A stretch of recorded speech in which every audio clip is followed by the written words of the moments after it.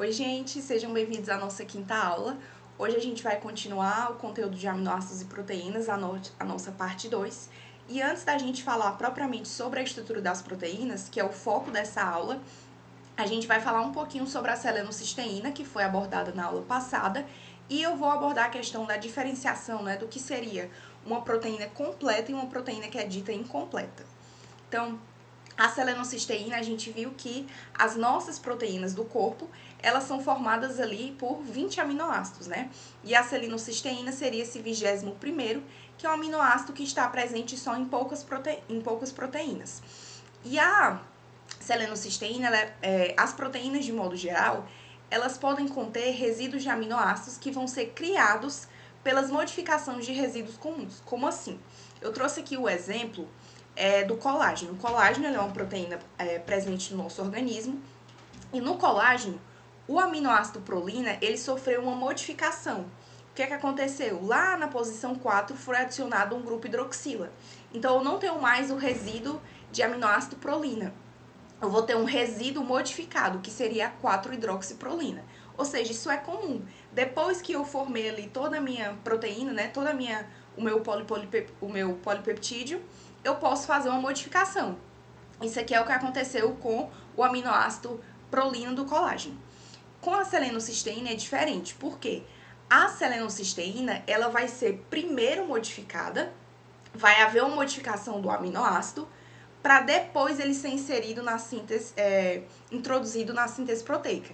Então, aqui no caso da hidroxiprolina, ela foi formada, esse resíduo foi formado depois que a cadeia polipeptídica já estava pronta.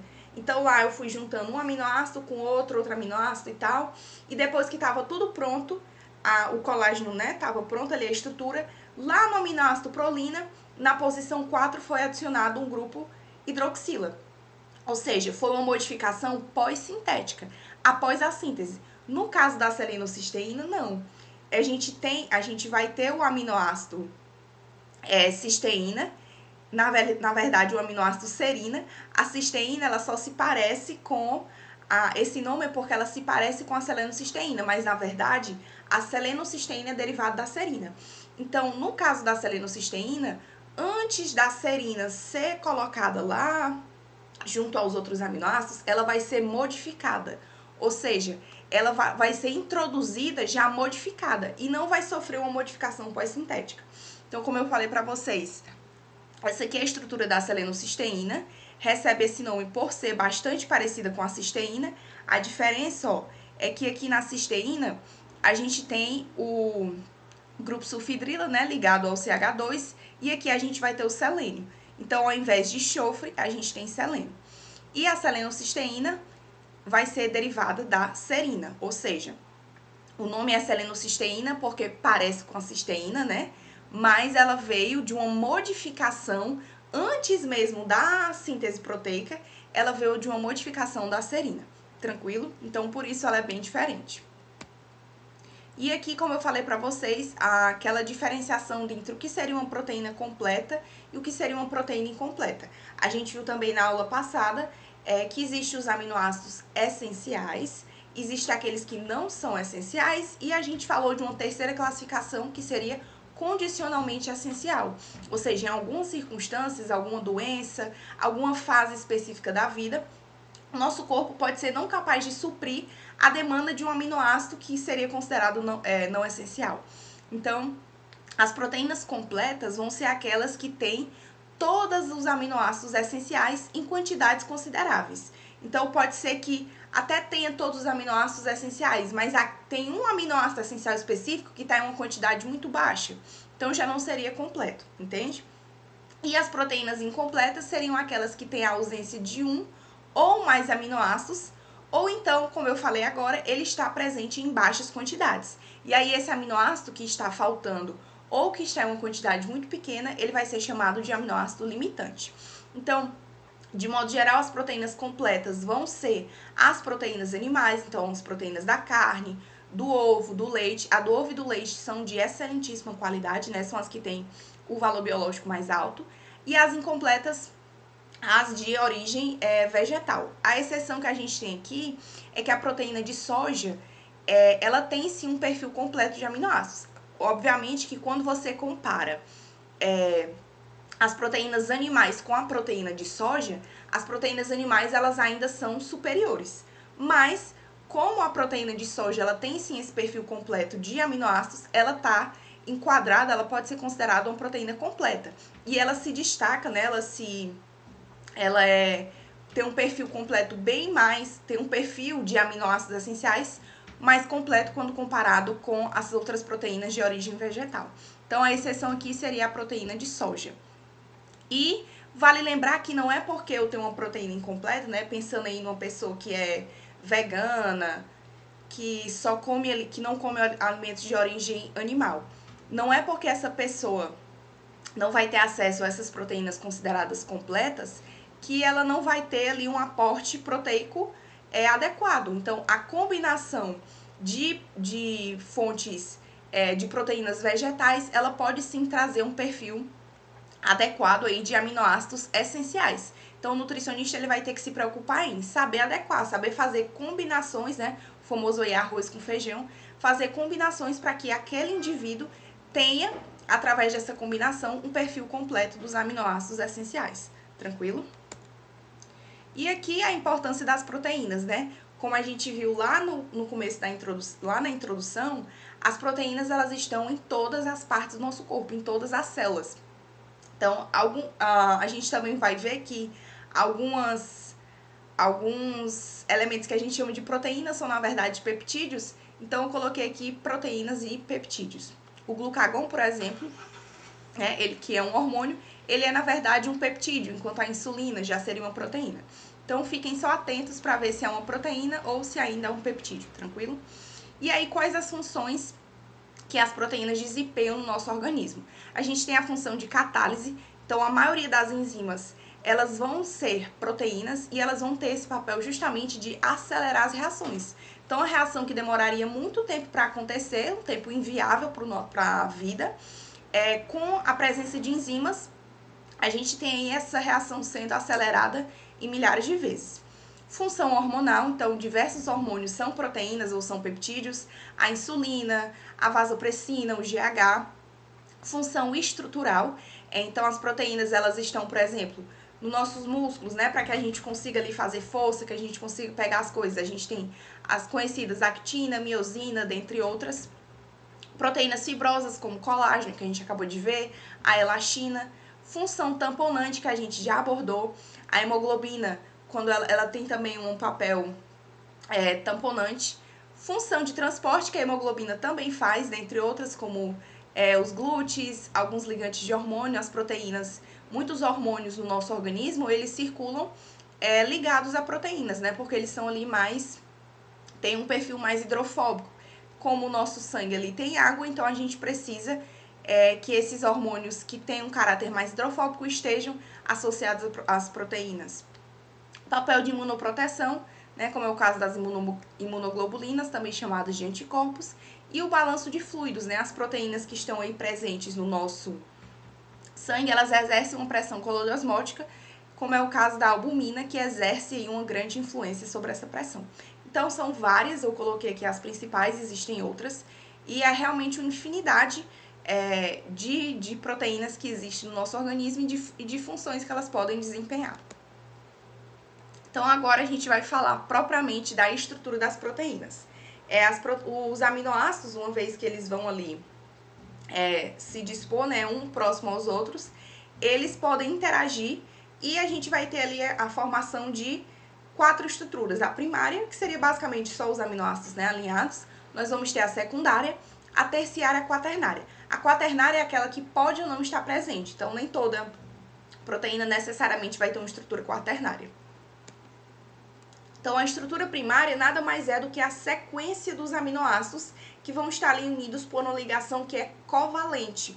E essa ligação ela vai receber um nome específico que é ligação peptídica, ou seja, ela que vai formar os peptídeos, né, a cadeia polipeptídica. Também pode ser chamada de amida substituída, porque quando a ligação peptídica se forma, vocês veem aqui que o nitrogênio ele vai estar ligado a um C-dupla-O, né, o grupo carbonila. Então, Quando a gente tem isso, a gente tem uma amida, né? Um grupo, como se fosse um grupo funcional. Então, a ligação peptídica é uma ligação do tipo covalente e ela pode ser chamada do tipo amida substituída. Pode acontecer, às vezes, na estrutura primária de se ter ligações do tipo de sulfeto. Mas, em geral, a gente vai destacar a ligação covalente, que é a ligação covalente do tipo peptídica, que vai unir os aminoácidos. E aí, ó, uma observação importante é que essa reação, ela não é uma reação direta, tipo um aminoácido se junta com outro, que se junta com outro, não é algo assim espontâneo, né? Um aminoácido se ligando a outro. Porque ela não é termodinamicamente viável.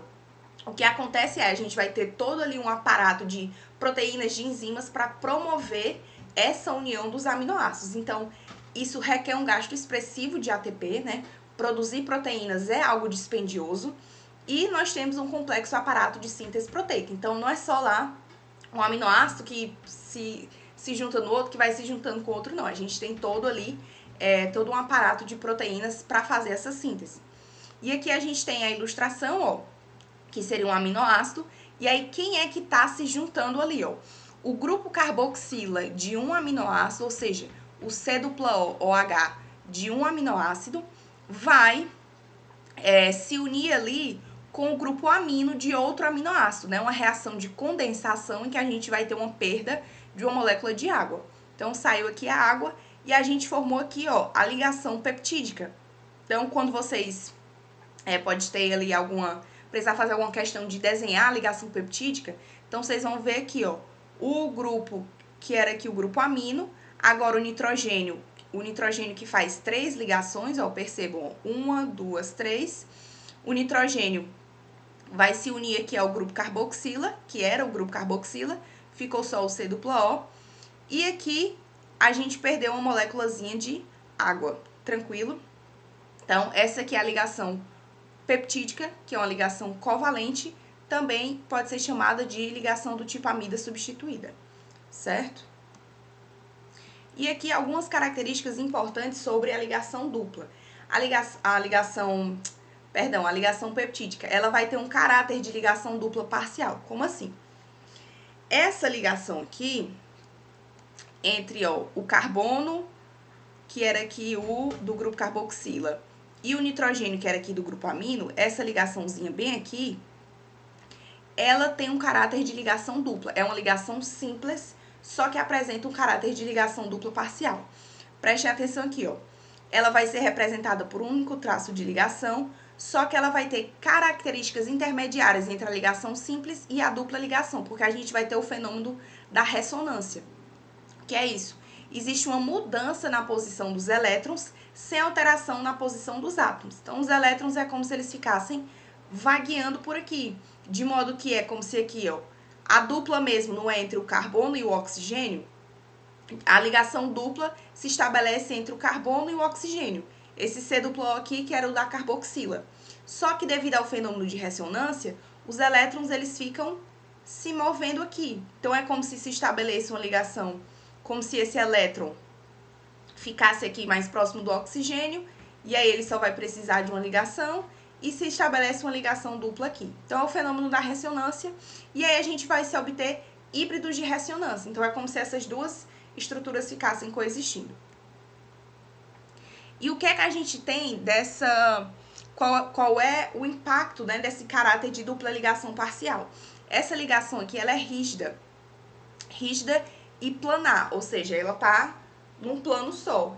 Os átomos, né, o carbono e o nitrogênio dessa ligação peptídica, eles não têm muita rotação, eles não rotacionam livremente. E é isso que vai conferir essa rigidez e vai diminuir o número de configurações possíveis para a proteína. Ou seja, quanto menor a rotação, não tem ali muita movimentação, então não vai ter tantas interações como poderia haver se eles pudessem se mexer livremente. O grupo aqui, o C-O e o nitrogênio da ligação peptídica, eles são polares. Então, essa ligação aqui, ó, esse carbono e esse nitrogênio da ligação peptídica, essa ligação é polar. E eles vão estar envolvidos em ligações de hidrogênio que a gente vai ver nas próximas estruturas, né? Nas hélices alfa e nas folhas beta. E vale lembrar que as ligações entre os carbonos alfa, né? O carbono alfa aqui e outro carbono alfa aqui rotacionam de forma mais livre, mas ainda com limitações. Então, a ligação peptídica em si, o carbono e o nitrogênio da ligação peptídica, eles não rotacionam livremente, é uma ligação mais rígida, né? Eles não se mexem muito. Mas aqui o carbono alfa desse aminoácido e o carbono alfa do outro aminoácido, eles já conseguem rotacionar com mais liberdade, mas ainda é algo restrito. E aí a gente vê aqui, ó, as duas configurações possíveis, trans e cis. A trans é a mais comum e essa ligação peptídica, ela é sem carga, porém ela é polar, ou seja, não vai apresentar carga aqui, mas é polar porque tem diferença de etronegatividade. Tranquilo? E aí, gente, só para lembrar, ó, quando a gente tem, vou destacar aqui, quando a gente tem a cadeia ali, a sequência primária de aminoácidos, a gente não chama mais, o correto não é mais chamar aquele aminoácido de aminoácido e sim de resíduo de aminoácido. Por quê? Vamos voltar aqui para a primeira imagem. Quando os aminoácidos se juntam, a gente perdeu aqui o quê? Ó? Um oxigênio e 2 hidrogênios, que formou a molécula de água. Ou seja, houve uma modificação na estrutura ali do aminoácido. Então, ele não é mais um aminoácido, ele é um resíduo.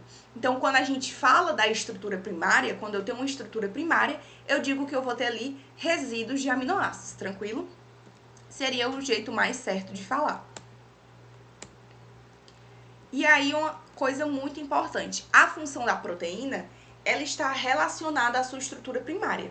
Então, aquela sequência ali de aminoácidos, eu tenho prolina, eu tenho valina, eu tenho isoleucina, aquela sequência, ela vai influenciar o arranjo tridimensional da proteína e a sua função proteica.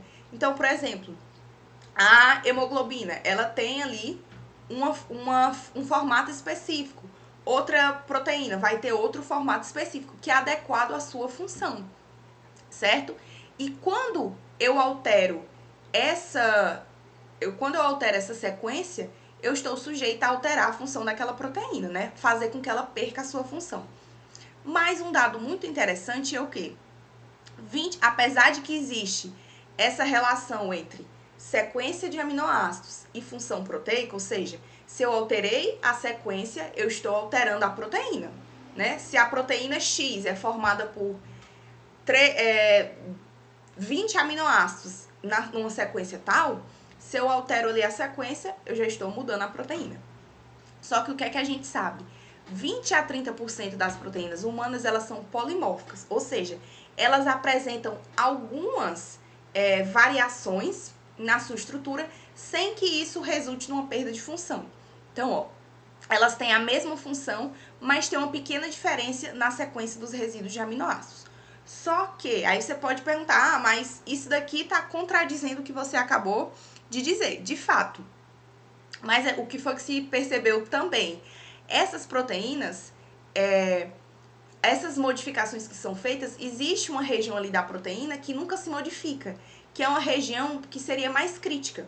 Ele fala aqui, ó, algumas regiões permanecem inalteradas nas proteínas, do que se conclui que há regiões críticas associadas à função das proteínas. Ou seja, embora exista algumas proteínas que apresentem essas pequenas variações, essas variações não são em tal local específico, porque se percebe que quando se altera aquela região, daí sim a gente tem uma alteração significativa e isso resulta ali na perda de função, ou seja, em toda a alteração da proteína, certo? Aqui a imagem só para vocês verem, ó, aqui como seria uma sequência de aminoácidos, né? Aqui a estrutura que é comum a todos os aminoácidos, aqui as cadeias laterais, aqui outra representação. Vale lembrar, ó, a estrutura primária ela vai ser escrita sempre aqui na posição aminoterminal, ó. A extremidade amino tá aqui na esquerda e o terminal carboxila, né? Então, do aminoterminal para o carboxila terminal. Essa é a direção em que a gente vai encontrar a sequência primária.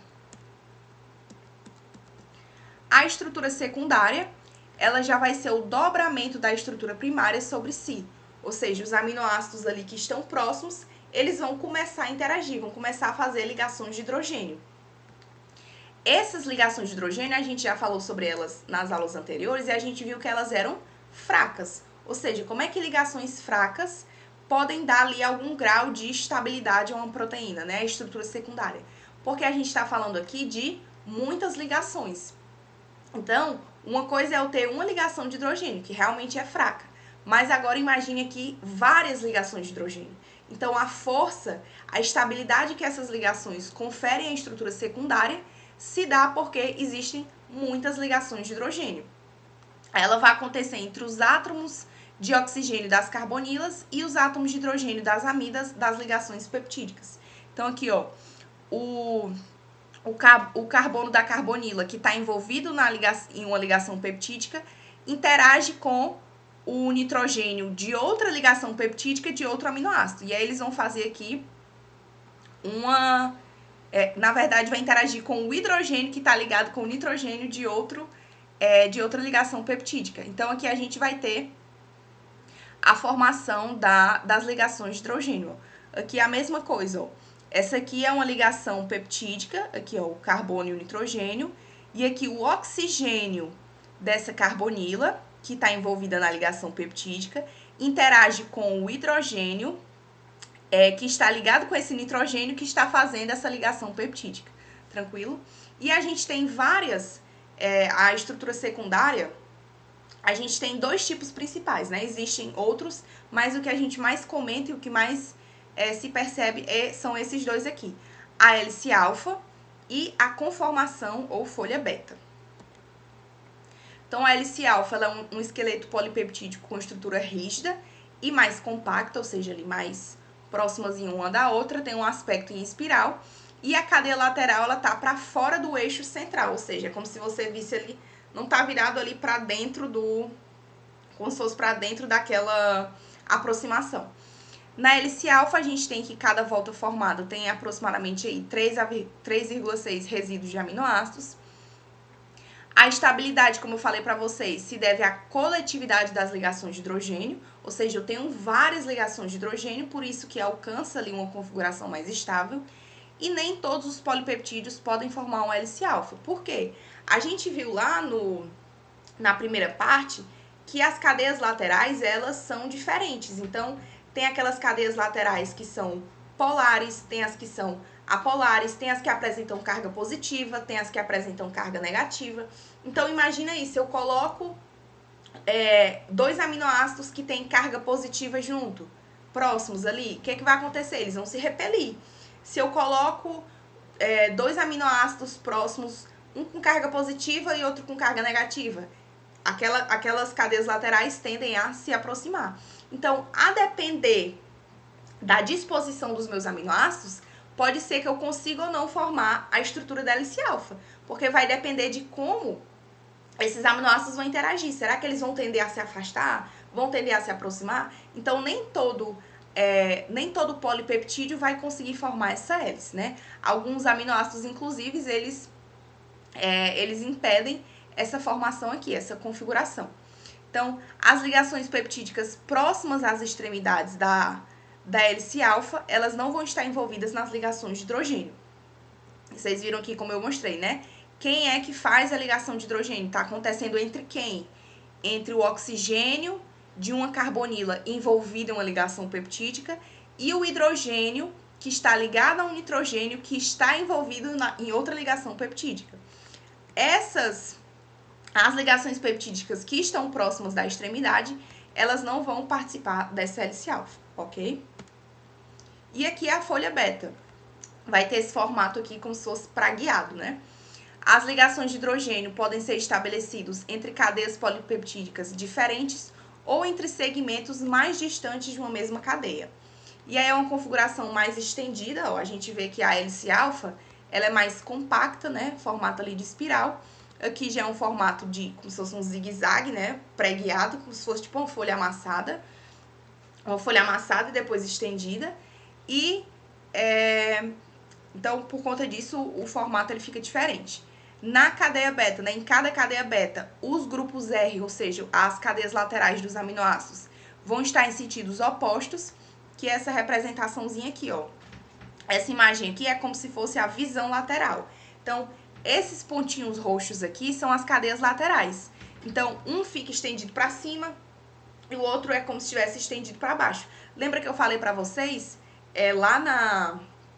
na parte 1 da aula, que a gente via o aminoácido sendo representado assim, de uma forma plana, né? Como se fosse assim, um para cima, um para o lado, um aqui e um para baixo. Mas, na verdade, quando a gente olha a estrutura, que tem até aquelas representaçõezinhas, traço, ou então todo pintado, é para indicar o quê? Que é como se fosse saindo do plano, né? Um para cima, um saindo do plano, o outro entrando no plano, ou seja, eles não estão todos no mesmo plano, né? E aí aqui ele mostra, as cadeias laterais ficam uma para cima, ficam em sentidos opostos. Uma para cima e uma para baixo, certo? Aqui só outra imagem. Aqui é para mostrar que as cadeias polipeptídicas, elas podem estar da folha beta, né? Elas podem estar no sentido antiparalelo, ou então no sentido paralelo. Então, no sentido paralelo, os grupos aminos, né, estão no mesmo sentido. E também os grupos, o terminal carboxila. E aqui não, na antiparalela, o terminal carboxila tá pertinho do terminal amino, que tá pertinho do terminal carboxila, ou seja, em um tá em sentido oposto e no outro vai estar no mesmo sentido. Agora, falando da estrutura terciária, a gente vai ter o arranjo tridimensional de todos esses átomos da proteína, que estão mais distantes. Então, tem uma interação, vai aproximar ainda mais esses resíduos de aminoácidos, né? Tanto os resíduos como as cadeias laterais que também vão interagir. A gente tem aqui uma imagem representando, e aqui ele vai mostrar quais são os tipos de interações que vão estabilizar essa configuração, essa estrutura terciária. A gente tem também ligações de hidrogênio, então os grupos R polares dos aminoácidos podem interagir com os outros grupos R polares. Então aqui, ó, aminoácidos com as cadeias laterais polares podem formar ligações de hidrogênio com outros aminoácidos com cadeias polares. Aqui a gente tem pontes de sulfeto, aqui nesse aqui, ó, mais roxinho, que é o grupo sulfidrila da cisteína, vai formar aqui uma ligação entre os dois átomos de enxofre. Interações do tipo hidrofóbico que a gente já viu.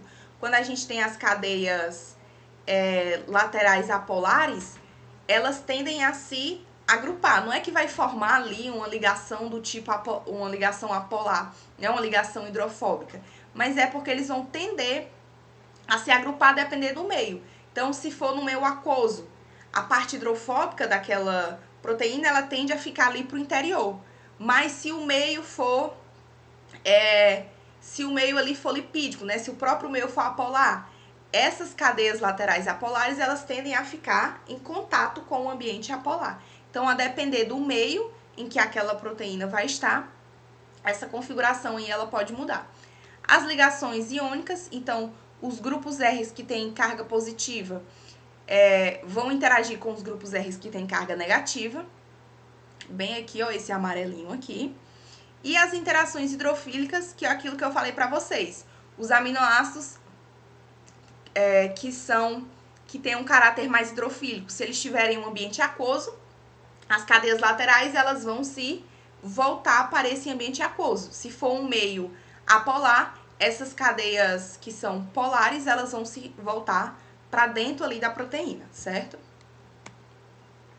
E por fim, a estrutura quaternária, que a gente tem a união de duas ou mais cadeias polipeptídicas. Ou seja, a cadeia polipeptídica em si, uma cadeia polipeptídica, é aquela sequência de aminoácidos.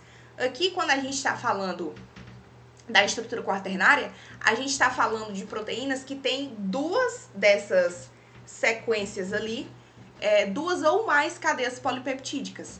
Essas cadeias, elas podem ser iguais ou não. Quando elas são iguais, vão receber o nome de protômeros. E aqui só a título de terminação, né? As proteínas monoméricas é quando só tem uma cadeia polipeptídica. Se só tem uma cadeia polipeptídica, é porque não vai ter estrutura quaternária, porque a estrutura quaternária precisa de duas ou mais, ou seja, uma interação entre duas cadeias ali distintas, que podem ser iguais ou podem ser completamente diferentes. E as proteínas oligoméricas são aquelas que vão ter 2 ou mais cadeias polipeptídicas, ou seja, aquelas que propriamente vão ter estrutura quaternária. E aqui são as interações que basicamente, né, são as mesmas que vão estabilizar essa configuração. Então, interações hidrofóbicas que a gente acabou de ver, o ambiente é aquoso ou é um ambiente apolar. A depender disso, a proteína, os aminoácidos vão se arranjar ali de modos diferentes. As ligações de hidrogênio e as interações eletrostáticas, que aqui, nesse livro aqui, ele descreve como ligações iônicas, que nada mais é do que aquela atração eletrostática, né? Aqueles aminoácidos que têm a cadeia lateral com carga positiva vão ser atraídos por aqueles aminoácidos que têm a cadeia lateral com carga negativa. Essa imagem aqui é muito boa, é do livro Química e Bioquímica de Alimentos, eu coloquei também aqui as referências. Esse daqui já é do Bioquímica Ilustrada. E por fim, a gente vai falar sobre a desnaturação proteica. Então, o que é uma proteína ser desnaturada? É quando ela perde a sua estrutura tridimensional. E perder a estrutura tridimensional, gente, não quer dizer que vai ter hidrólise da ligação peptídica, né? O que é a ligação peptídica, o que a gente viu aqui, ela se dá lá, é o primeiro nível de ligação entre os aminoácidos, ou seja, um aminoácido se ligando ao outro. Então, quando eu falo de desnaturação proteica, eu não estou dizendo aqui que os aminoácidos se separaram, não. Só que eles perderam o quê? Essa estrutura tridimensional, ou seja, estrutura quaternária, estrutura terciária e estrutura secundária. A hidrólise, ela só vai acontecer em situações específicas, como é o caso do quê? Da digestão que se dá lá no nosso, que se dá lá no estômago, que se dá no intestino. A gente tem, sim, hidrólise da ligação peptídica. Mas aqui, quando a gente fala só de desnaturação, é só a perda da estrutura tridimensional. E isso vai resultar na perda de função. E vale lembrar também que eu não preciso desnaturar tudo completamente. Ou seja, eu não preciso perder, ficar só a estrutura primária, não. A desnaturação ela é o suficiente para que a proteína já perca a sua função. Então, vamos dizer que tem uma proteína que tem a estrutura quaternária, ou seja, tem 2 ou mais cadeias polipeptídicas. Pode ser que só por desestabilizar a estrutura quaternária, a proteína já perdeu toda a sua função, ou seja, ficou só ali a estrutura terciária, né, secundária e primária. Já foi desnaturado. Então, não precisa desnaturar todos os níveis. Basta desnaturar o suficiente para que ela perca toda a sua função, certo? E há alguns agentes desnaturantes. Calor, ureia, solventes orgânicos, ácidos ou bases fortes, detergentes e íons de metais pesados. Uma vez desnaturada, a maioria das proteínas vai permanecer aí permanentemente desordenada, né? Para sempre aí desnaturada. Pode acontecer de voltar?